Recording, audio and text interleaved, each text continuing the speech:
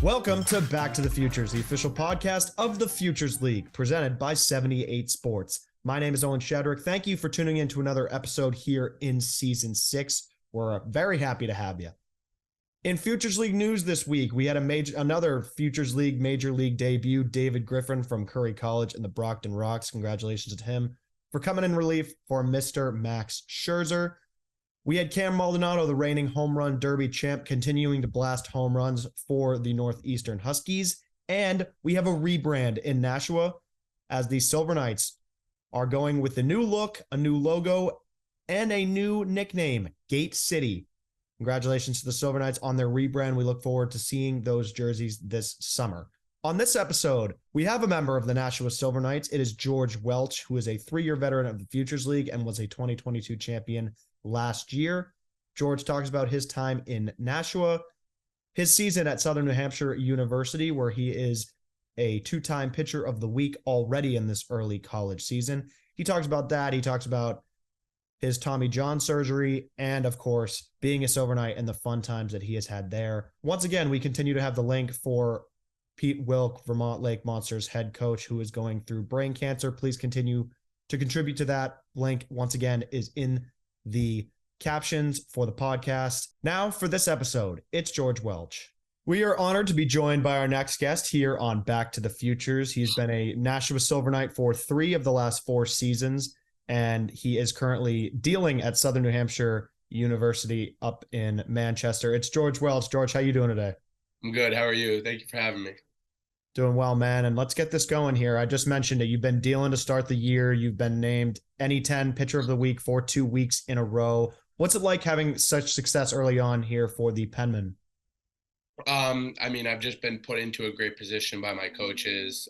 They gave us a great program. After the summer, I threw a lot of innings in Nashua and then obviously in Brewster too. But he put me on a shutdown program and developed me where I was going to be successful by the time the season started. So we didn't face the strongest competition in the first 2 games, but that's when you got to take advantage of the weaker teams when you play them. So I was grateful to now be a starter for SNU, and so far so good with our team, and I'm grateful that I've had some good outings so far, but obviously it's only been 3 games this season, so got to continue this process throughout the whole year.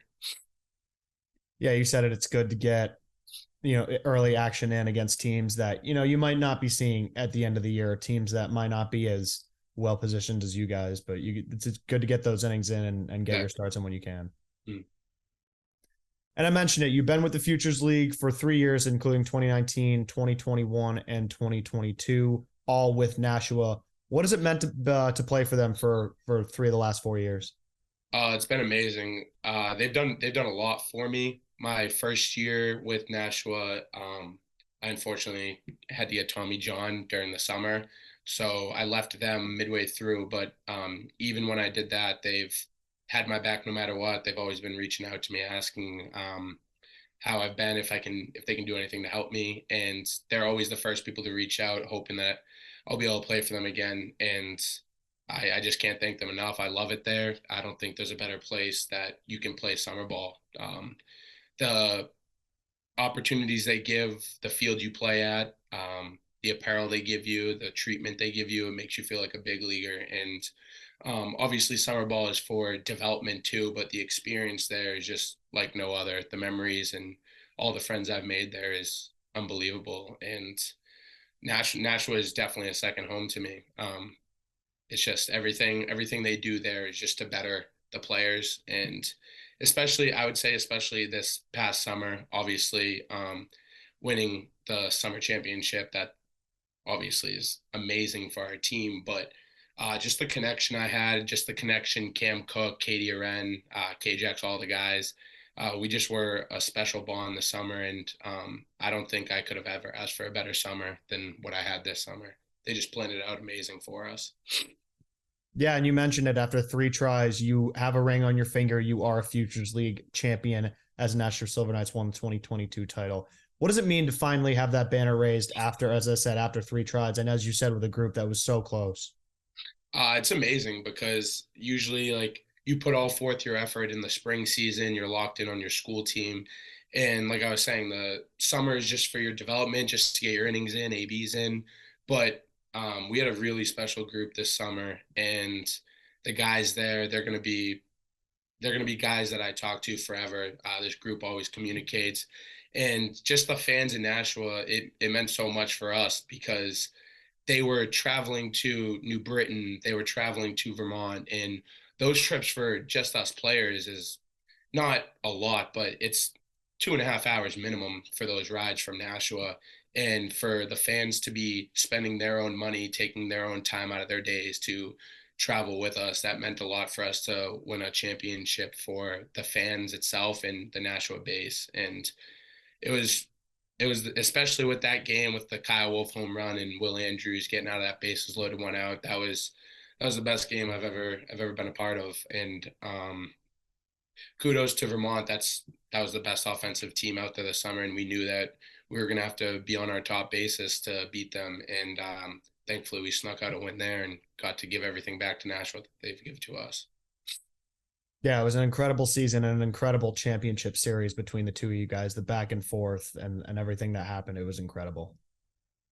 That was by far the best game I've been a part of. And a big part of that game was Will Andrews, who was the closer for you guys last year. We had him on our D1 opening day special earlier this season. He spoke very highly of you and the rest of the Nashua bullpen.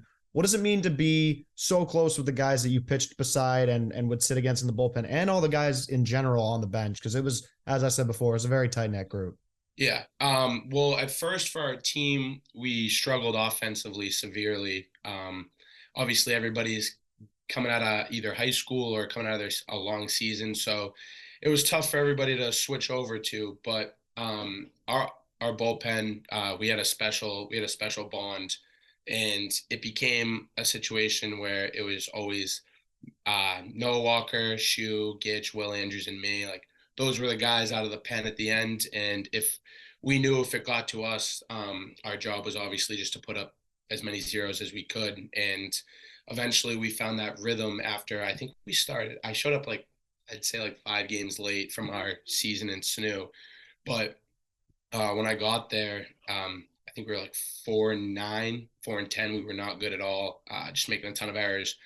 But we found a way to figure everything out. And the bullpen became a serious thing. I feel like every team had its good guys, but I feel like overall our team was just extremely developed, and we did our job every single time. And like I was saying, if it got to Will Andrews in the 8th or 7th, he would hand it off to me in the 9th. And we had confidence in our guys, and I feel like that was a big difference maker because everybody who was on the mound believed in themselves and knew that everybody, not just our fans, our coaches, but our entire team in Nashua itself had our back. So that gave us a big confidence booster for sure. And just overall, like I was saying, these are the best guys I've ever played with. So it was easy to play with them, and it made succeeding a lot more less stressful and easier for us as a group. Yeah, and you mentioned it. It was a great group of guys that you played with, but you've also been part of the league for multiple other years, and you're a veteran now of the Futures League, and we're able to be a voice in that locker room. What did it mean to you to be a seasoned veteran, to be a voice for the younger guys that are either freshmen or are new to summer baseball? So Cam Cook brought me in this past year. I was undecisive at first if I was going to end up officially coming to Nashua for the summer. But when I came there, he specifically told me, he was like, listen, I know you've been around the program for this will be your 3rd year. This is a younger team this year. We need you to take a bigger leadership role, and I need you to take it a little more serious. And I feel like just being around the league itself, I knew how it ran. Obviously, it's not much different from college baseball. Everybody's just trying to get better, trying to get their looks. But being a veteran, I just felt like it was a strength for me because I just know how everything was working in the summer. And I don't know, I didn't change anything from what I was doing in the season unless I had to. So if they were swinging and missing through my heaters in games, I wouldn't change anything. And all these freshmen that are coming in, those are typically the guys that are getting a lot more views from colleges and all these other things like Kyle Wolf and Ray Velasquez. But um, switching over from high school baseball to Futures League is a huge jump, and I understood that. And making sure I was a leader. People are struggling at the beginning of the year. Like I said, we were 4-10. Nothing was going great for us, but just having not just me, but Zach Gitshire, LT Pare, just Noah Walker too. We all have been around Nashua ourselves in just a Futures League, so we knew how to gather everyone together. We knew how to work together. We knew it was going to be not just a beginning of the season thing. We knew it was going to be a journey, and we couldn't just dwell on our losses at the beginning of the year. We knew that whatever we needed to adjust, we needed to adjust, and we didn't need to extremely attack it. We just needed to take one step at a time, one step at a time. And I don't know how the other GMs work in the league. Obviously, every team is created and coached very well by everybody in the league. But our GM and K-Jax and Katie, like I was saying, they bring a special type of energy to the table, and it's more than just baseball to them. So that made it a lot more heartwarming for us. And being a veteran, like you were saying, it's not much of a difference. It's just like a leadership captain role. And I was willing to take that on this summer because I knew that this could be my last go around in Nashua. And enjoying the summer with all the guys is great, but obviously everybody's end goal is winning a championship, and that just made it a whole lot better. Yeah, and a great group of guys. And going from the team to yourself for a second, how has summer baseball improved your game and the way that you go about playing it now? Especially, as you said, you've been a veteran of Futures League, and now you're one of the older guys at SNU. So at first, I feel like summer baseball, it has a little less stress on you, especially before playoffs. That's when you start to work on the things that your coaches told you to work on over the summer. Just getting better overall, being able to lift all summer too. That's the biggest part. But I would just say probably just continuing to get your reps, continuing to compete. Those are the biggest things for summer ball. And um, with the Futures League, especially, I feel like you can't really find a competitive league like this. All the other ones, I was grateful to play for Brewster, like I said, but all the other ones are just repetition and stuff. This one, I just feel like the competition and the final goal, the end goal, is just a lot more stronger in the Futures League. And winning that championship means so much more than just your self goals. Like, no one wants to be traveling to host families, traveling to the field every day still, and just not coming up with the success that they wanted.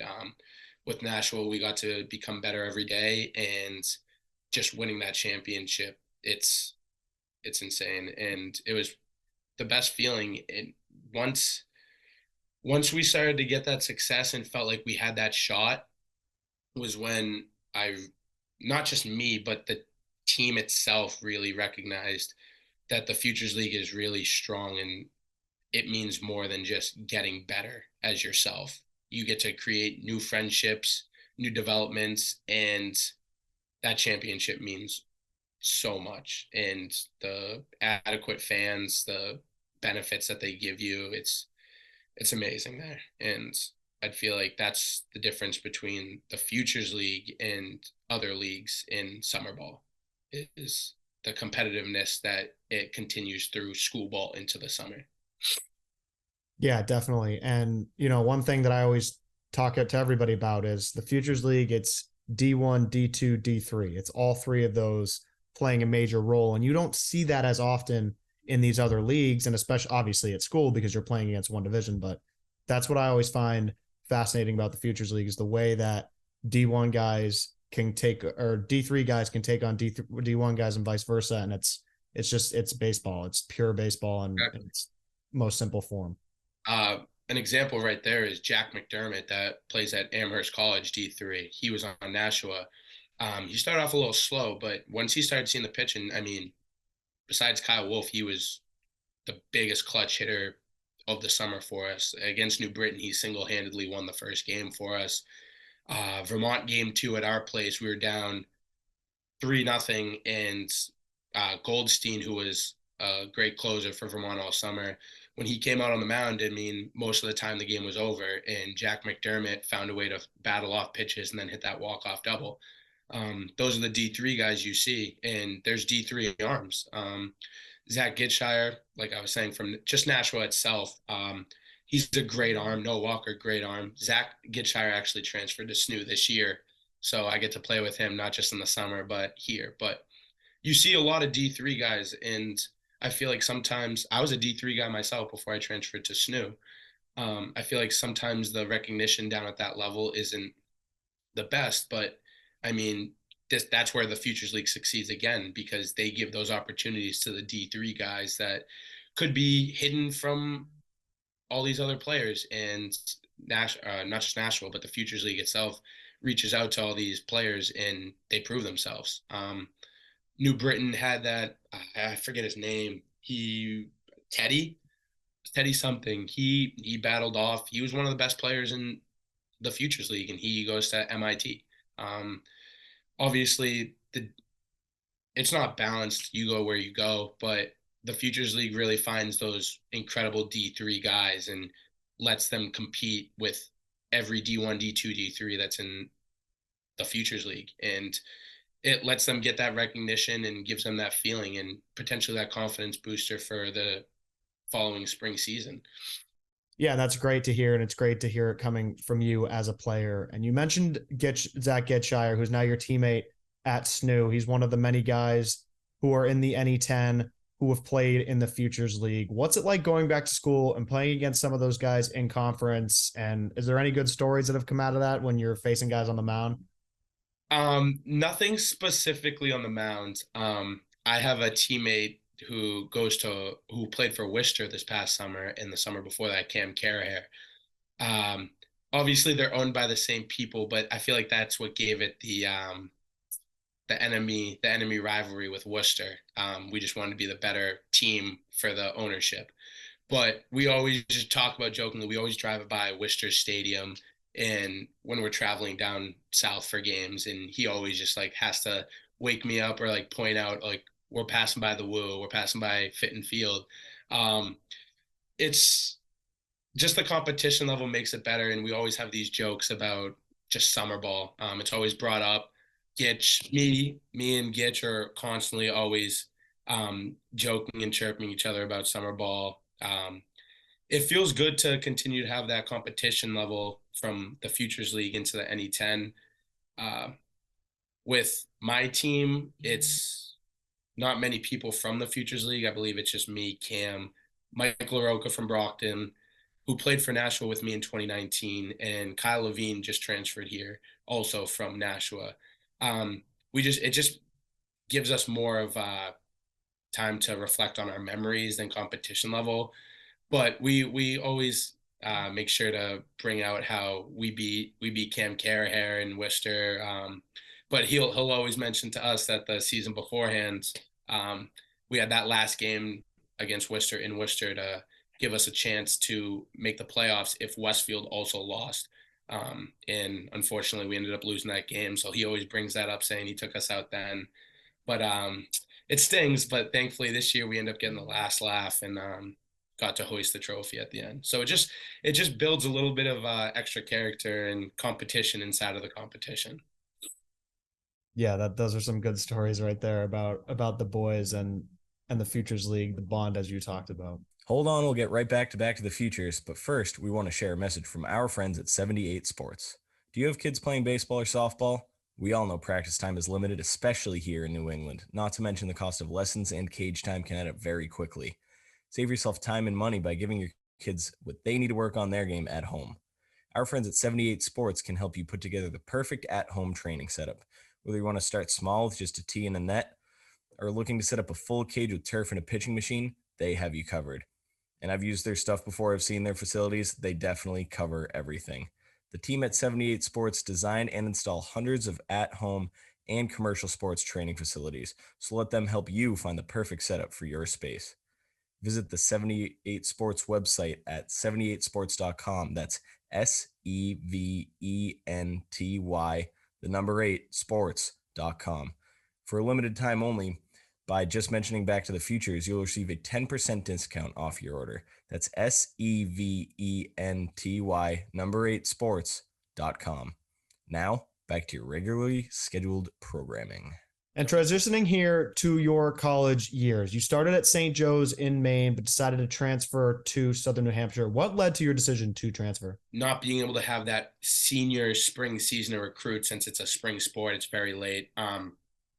That gave me less of an opportunity for recruitment since I got hurt my junior year. And at the time, I really wanted a two-way. I played first base at Pinkerton in high school. So St. Joe's gave me that opportunity. When I went to St. Joe's, I ended up just sticking to pitching. But I just felt like playing for Nashua, playing with all those guys, I felt like I wanted to up the ante with the competition. And I entered the transfer portal. That was a crazy process because of COVID. So there was so many people in the portal.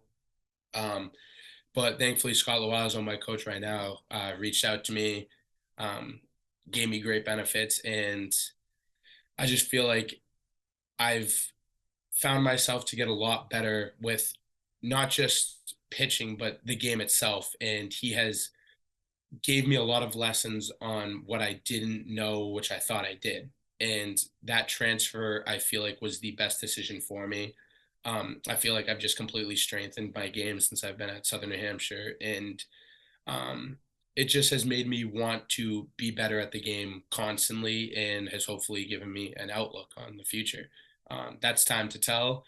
But Snoo has just been, I'm so grateful I made that decision. I couldn't have been put into a better spot. And the coaches here, the coaching staff is very giving, always wanting you to be better. And they just push you. Even when last year we went to the national championship, lost our first two there, but we were 46-10, and that was a great record. And even when we were on like a 22 game win streak, that still wasn't enough. We still found the things that we needed to work on. We still needed to be better at for the future. And I feel like that's a great thing about Snoo is you're never humble. You're never satisfied. There's always more things you need to work forward to. And that, I feel like, was the flip of the switch for me. I felt like beforehand, if I was doing well, there was nothing for me to get better for. While when I got here, yeah, I had a great outing, but this batter here, you didn't execute the right way. You always see the things that I didn't see beforehand. And I feel like with that switch, that's just made me a better baseball player overall, transferring from St. Joe's to Snoo. Yeah, that's a great success story. And you mentioned something that I do want to touch on, the COVID transfer portal and how crazy that was. When you entered it and you saw the amount of guys who also entered it, did that phase you at all? What was it kind of like being part of that transfer portal, especially during such uncertain times for everybody during COVID?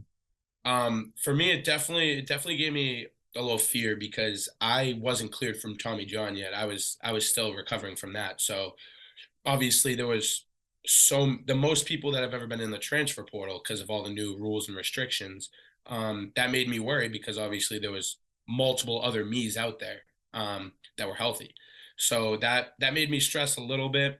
And the slimness of communication from coaches, they had all these other guys out there, so they had whatever they wanted to choose from. But overall, I feel like, I don't know, I feel like that the COVID transfer portal helped a lot of people, and it's given everybody that extra life that they potentially didn't have because of COVID. But it definitely brought some more fear into my eye. But I feel like the way that was with how the transfer portal was is the reason why I came to Snoo. So I'm just very grateful for everything that's happened, the way the transfer portal was, because I wouldn't be at Snoo and I wouldn't have made the bonds, friendships, and the jumps in baseball that I would have if I wasn't at Snoo, I feel like. Yeah, it's always great to see these transfer success stories, especially, as I said, there's so many guys in the portal, so it's good that you found your home. And you talked about it a little bit. Last year, you guys went on a tear. You won the NA10. You had the win streak, as you said. What was it like kind of going into that and seeing immediate success for you guys as a team? Overall, Scott Loazzo has a huge winning record. So it was, for us, obviously I was new, but it was like nothing new. like I was saying, we just continued to get better. Obviously, wins grow our confidence and our success even more in the future. So that benefited us. But we were never satisfied. We were always hungry. But the one thing that with that win streak is there were some games where we might not play to our best, but because of that win streak, because of our rankings in the college baseball hub, some teams fear us because of that. So it gives us a little over the top edge on all these other teams. You touched on it earlier. One thing that you had to go through was getting Tommy John surgery. And I just want to ask first off, how scary was it when you found out that news in 2019 that you'd have to get Tommy John surgery, which is one of the biggest surgeries in baseball? Um, that news to me was probably the worst news that you can ever be given as a baseball player. I didn't know what the future was for me. I truthfully thought that that might have been the end of my baseball career. Uh, but Kyle Jackson, who was my baseball coach, he was the assistant at the time with BJ Neverett as the head coach. He got drafted out of high school, had so many elbow, shoulder problems, you name it, he had it. And when he found out my results after talking to our trainer, he told me, like, this isn't the end for you. Don't think it's the end for you. There's a bright path ahead. You just need to work through that. And at the time, like I was saying, I thought my career was over and all these years that I practiced and trained were for nothing. But I decided to get Tommy John surgery, and I couldn't have asked for a better support system. Ryan Brown up at Wyndham, Maine, he was my therapist. He did everything for me. I grew a great relationship with him. Uh, all the trainers have been great for me. My doctor, Luke O, who actually the Futures League itself supported me with. I got the best of the best doctor because of the Futures League. So I thank all you guys for that. But yeah, when you get told that you just tore your UCL and that's how you throw a baseball, you think everything's over. And it was a very long process for me. It was during COVID too, so as not being an emergent patient, I couldn't go to physical therapy after March. March was the last time I could go to physical therapy, and I was 6 months out at that point. So it was kind of on my own path. Ryan Brown sent me the pamphlets of what exercise I need to do, and at that moment, I was just starting to extend my throwing, so it was more of the physical than trying to regroup your elbow more. So thankfully, it was then and not the very beginning. But Tommy John itself was a very mentally struggling and draining path, but I found my way through it, and I can't thank myself for my family, my friends, and coaches to help me get me through that because I definitely put me in a dark hole, especially during COVID, and I found a way to bounce through it. So I'm grateful to be able to play the game I still play again, and knock on wood, my arm's very healthy now, so can't ask for much more. Yeah, that's great to hear. And I want to get into that a little bit more, the road to recovery, because you said it, during COVID, you're this injury that you don't know what's going to happen. But yet, here you are on the other side. What was the road to recovery like with trying to do physical therapy during COVID and trying to recover during such a tough time? Well, my mom, I kind of gave the packet to my mom and said, "Hey, you're my therapist now. You got to help me. I might forget a few things, so I need you to remind me." So she was very huge for me, very supportive for me. Tommy John itself for a recovery was difficult. You go through a lot more mental than physical than you think. Um, at first you take off the cast, you're doing all these like 1 pound exercises, and the 1 pound feels like 30 pounds because you haven't moved your arm, you got 60 stitches in your elbow. It's a whole new beginning for you. So I took the role of starting fresh. Whatever happened before Tommy John happened before. um, those stats are nothing anymore, and I used all the fuel, all the people that have doubted me. I use those as my strength and my will to become back to where I was. I had a few setbacks. I think it was my second bullpen when I was still at St. Joe's before I transferred.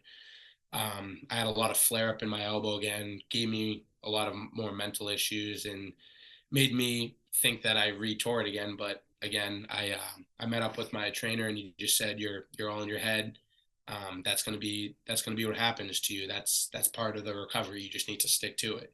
So when I stuck through the whole program, the program that was given to me was, I mean, it's got me to back where I was, and I felt like they set me up for as best success as I could. And um, Tommy John itself, it's a long path, but for me, it was all worth it. And I advise you to take care of your arms so you don't have to get this, but obviously, uh, this stuff happens to people that are pitching constantly and just playing baseball in general. And so, road to recovery, you come out on the other side, you're making your first start, and you talked about the mental part of it. So, let's talk about that on your first start or your first bullpen, whatever it was. Going back from your surgery, was there any fear or going on in your head? Like, what was going through your head when you stepped on the mound for your first appearance since surgery? It was more so just like a feat. No nerves, no nothing. Like it was just, I was like, wow, like I'm finally back. I finally hit that last point to clearing Tommy John. In the back of my head, I was a little nervous to rip through the slider a little bit. That had me a little nervous, but it was just more just the mindset of I finally overcame it. I came through that journey that I didn't think I was going to be able to. So with all the negatives that Tommy John had, I just tried to personally think just positive and confidence through it instead of, oh my gosh, like, could I tear it again? I just tried to stay away from that as much as I could because I knew that would just deflate me and not make me the better player that I could have been. So I just tried to stay positive and think of it as an achievement instead of a fear than coming through Tommy John with my elbow. Yeah, that's the mentality that you should have. There's no fear. It's a feat. You know, we're Absolutely. back on the mound. We're doing it. We're pitching for the first time since this surgery. So that's great. Absolutely. Before we return to Back to the Futures, we want to share a message from our friends at Zorian Bat Company. Rob Zorian started the company Zorian Bat Company in 2003, literally out of the trunk of his car in Davie, Florida. Within 2 years, he was selling his wood bat line to Major League Baseball and continues to manufacture the highest grade wood bats for Little League all the way up to the majors. Rob Zorian, founder and president of Zorian, says, I started the company in 2003 to service all baseball players in the United States and beyond. And after 19 years, our mission has not changed. We are very excited to have the opportunity to work with the Futures League and wish all of our players and coaches a healthy and successful season ahead. For more information about Zorian, visit their website, zorianbats.com. Zorian, America's baseball brand. Now, back to the Futures. So, transitioning now, got a couple more questions for you before we sign off. You're from Derry, New Hampshire, so close to home with summer ball and now at school at Southern New Hampshire. What does that mean to you, being able to play close to home and thriving while doing it? It feels great. Thankfully, my mother and father and brother too, they love watching me play. They love coming to support not just me but the team. So being close to home, that helps them become closer to us. Um, Coming to SNU, it's 30 minutes from my house, so they get to watch there. We didn't have any home games much last year because of our field, so that was unfortunate.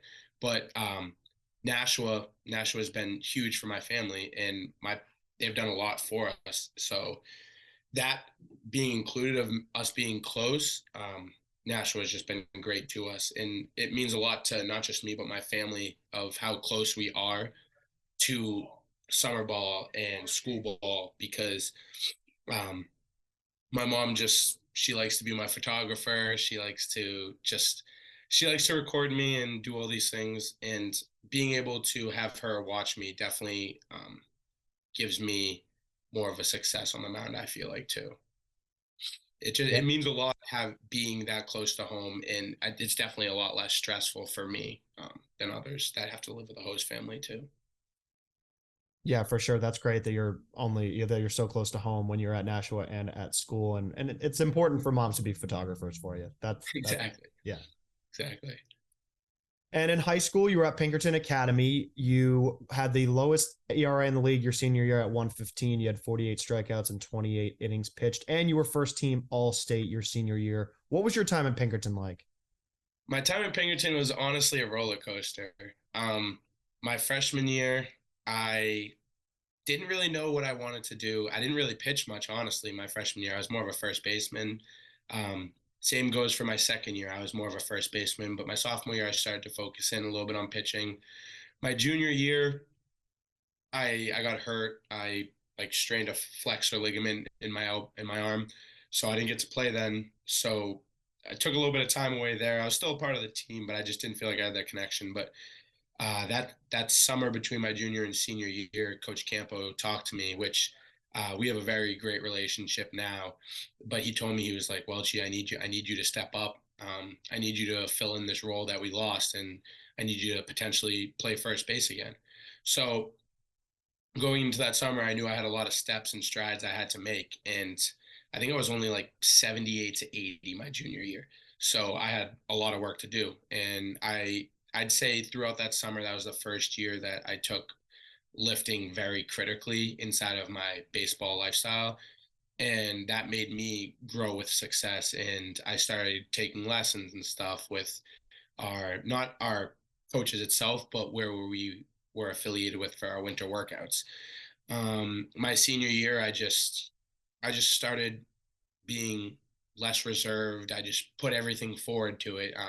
I was committed, so that had a lot less stress on my mind. And my senior year, I just threw the baseball down the middle. Made sure I had a fastball and a slider just in case. But I feel like my senior year too, I was a big piece of the team offensively more than just our pitching staff, because there was games where our bats would struggle, but our pitching staff in high school would always pick us up. We had Richard Marique, me, and Asa Runge. So we had the arms to do it, but sometimes our bats would struggle against certain pitching. And I feel like I knew what role I had to do pitching wise, but I feel like Coach Campo didn't expect me to be able to swing it at all. And thankfully, I ended up doing well. I don't know what my batting average was my senior year, but I did the job that he needed me to do offensively, as long as pitching too. But my connection with Pinkerton, I still work the summer camps over the summer. I still communicate with Coach Campo. He actually was a huge piece of my transfer portal paperwork. He helped out. He reached out to all the coaches he could for me, and even to this day, he's always congratulating me on my accolades, always seeing what he can do for me. The coaching staff there takes it to the next level, and I was grateful, and I feel like that Pinkerton is a huge part of who I am now.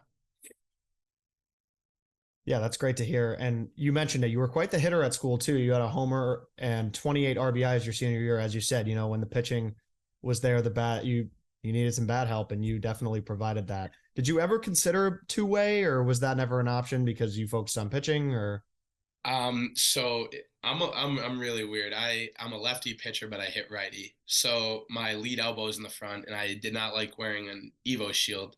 So when I got to St. Joe's, he told me, like, I mean, you don't really see a lefty first baseman, righty hitter, and a lefty pitcher.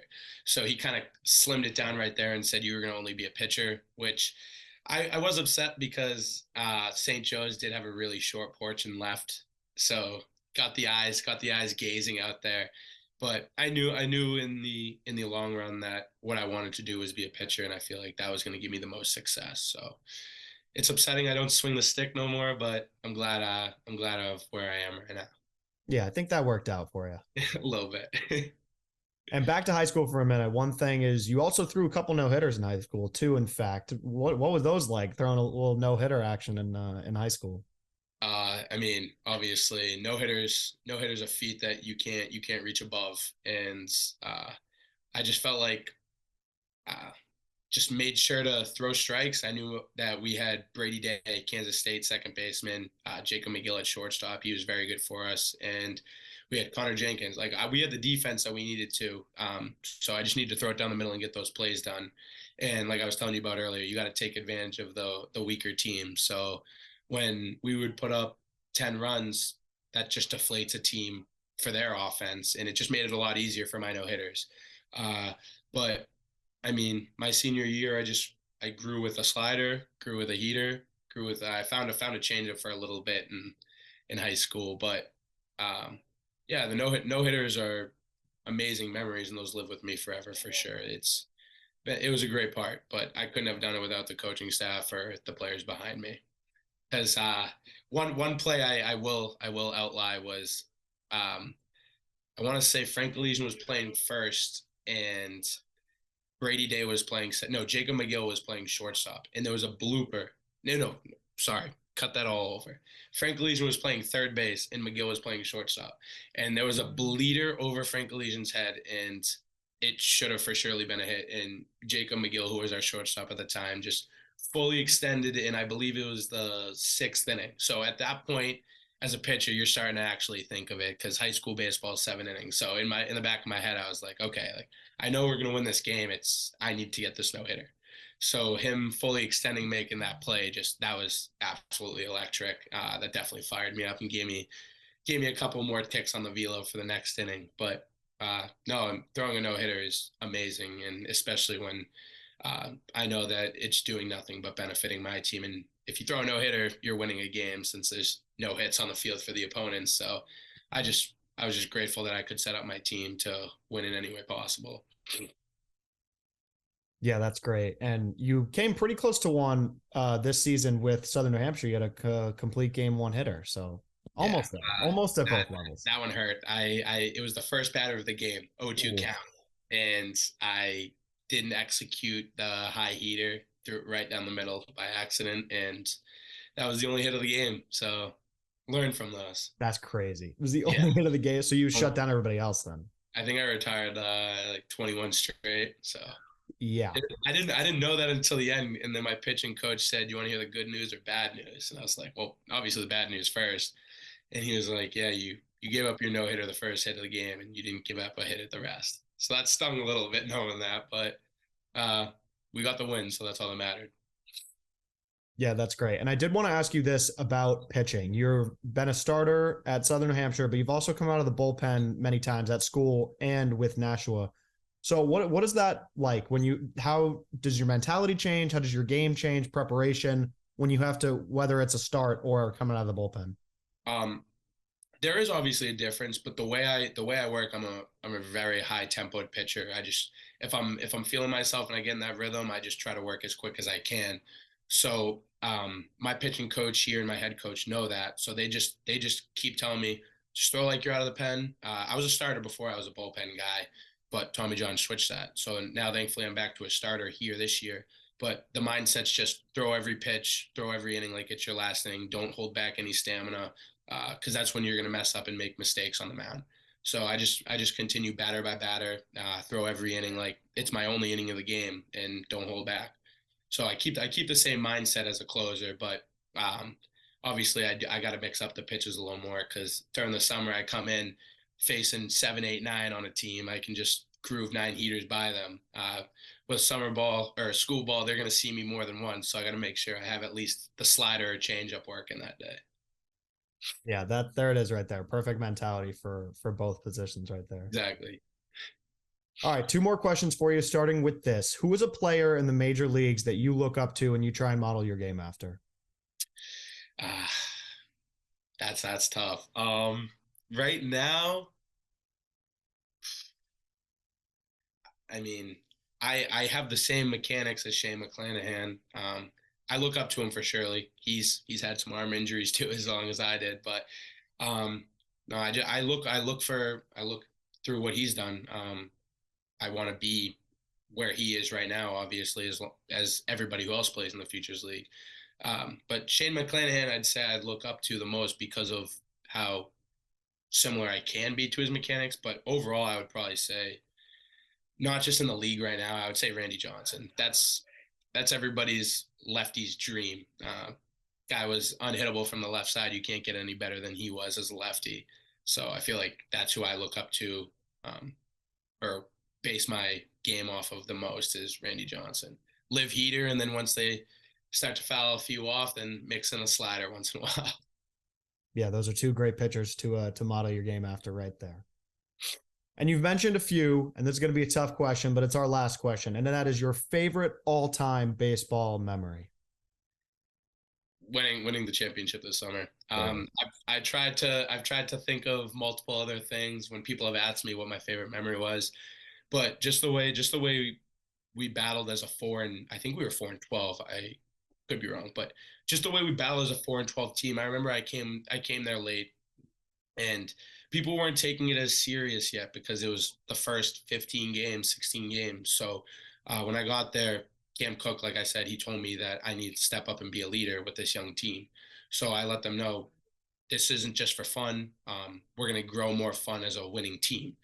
And just changing the 4-12 team to a 10-game win streak, having all of our memories together is the memories we grew for each other was amazing. The friendships we grew together, and just the walk, the two outs, ninth inning, Kyle Wolf home run. That's you can't draw it up better than that. And obviously, like I was saying, Vermont's a great team. They battled against us all year. We knew that going into the bottom of the ninth, even when we had Will Andrews, it was they were going to put up everything they had left. So getting bases loaded, 1 out, everyone's like, oh, here we go. Game 3, Vermont Nashua, there's going to be an extra inning. But Will Andrews battled adversity. He showed his true dog in him. And that capped off the best baseball memory I've ever had. I got it right here. That's the best. That's Champions. The best hat I own.